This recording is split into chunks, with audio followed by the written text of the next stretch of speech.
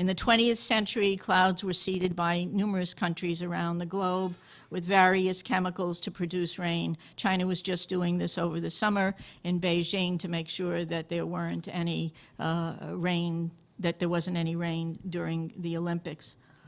But all this has changed dramatically with the U.S. military's secretive research and plans to control the planet's natural weather. This has not been given very much press, and we have to remember that we have a corporate-owned press where 85% of radio, television, and print media is owned by 5 corporations. So they're not going to talk about things that are of really serious consequence, and that's somewhat of the blessing, a mixed blessing of the internet, but there's certainly plenty of information on weather modification. The Air Force is on record as saying, quote, they want to control the weather by 2025, and we are not talking about just seeding the clouds for rain. Weather modification means, quote, any activity performed with the intention of producing artificial changes in the composition, behavior, or dynamics of the atmosphere, unquote.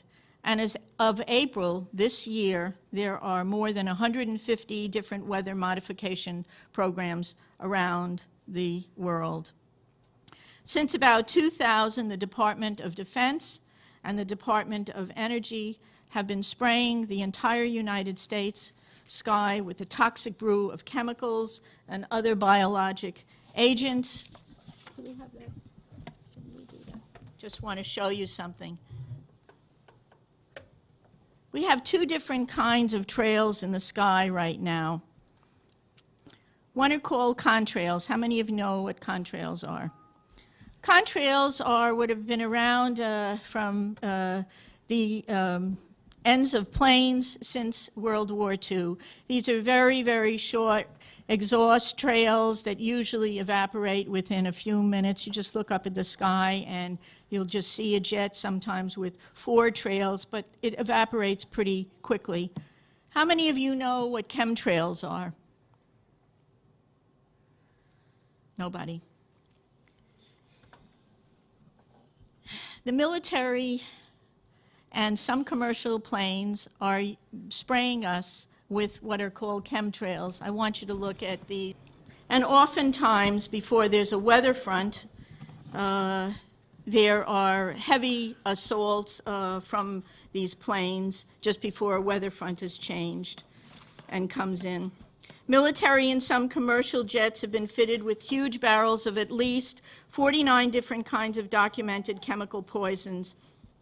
Among other documented ingredients in this toxic man-made clouds are pathogenic molds, fungi, weaponized viruses, and made in some places like the secret site at Fort Detrick, Maryland, which is supposed to be a cancer site, but there are a number of scholars and professors tracking this that have big questions about this. Barium and nanoaluminum particles. What do these do to the human body? Barium is an alkaline earth mineral. It was discovered in 1774. At low doses, it can act as a muscle stimulant. At high doses, it detrimentally affects the heart and the nervous system. Barium is toxic to all mammals, and that means not just humans.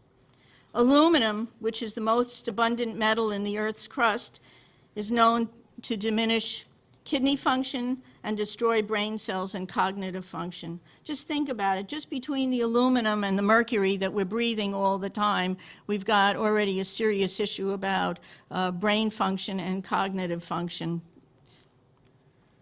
There is also documented evidence that the aluminum in chemtrails is released as nanoparticles, and that when they reach the Earth environment for wildlife, in lakes and streams, it's causing serious problems with wildlife there.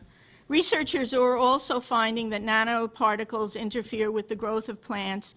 Nanotechnology is totally unregulated. Just this past month, a new research report came out showing and documenting for the first time that these nanoparticles actually go through the skin. Well, if you breathe them, whether they go through the skin or whether you're inhaling them, it's still a problem, a serious problem. This excerpt is brought to you by the Massachusetts School of Law, the leader of reform in legal education and a leader in multimedia education for the public. To view the full interview and for a full listing of MSL's programs, log on to mslaw.edu.